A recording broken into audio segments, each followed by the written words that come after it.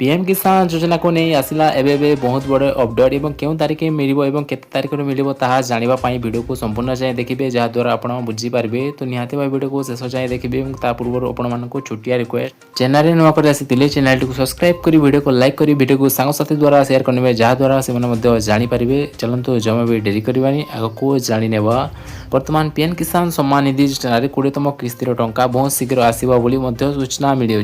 PM किसान योजनार जो आम बाकी 19तम किस्ती टंका वर्तमान समस्त हिताधिकारी पाखे पहुंची सारी किंतु एमती हिताधिकारी अच्छा जो मान पाखे पीएम किसान योजनार 19तम किस्ती टंका पाई ना किंतु चिंता करिवार कोनोसी आवश्यकता नाही बोली मध्यन सूचना देचंती। जो माने भी पीएम किसान योजनार 19तम किस्ती टंका पाई नाहंती आपण चिंता करिवार कोनोसी आवश्यकता नाही। आपणको जदी किछि प्रॉब्लम रहिछि ताले आपण सीधा सड़क आपणको बैंक किंबा आपणको जदी डीपीटी रे प्रॉब्लम अछि आपण सीधा सड़क आपणको डीपीटी को ऑन करंतु किंबा आपणको जदी बैंक रे आपणको कोनोसी प्रॉब्लम रहिछि आपणको पीएम किसान योजनार पोर्टल जदी आपणको प्रॉब्लम रहिछि ताले आपण पुनी थरे निजर एक वासी कर नियंतु बोली मध्य सूचना दिया जायछि।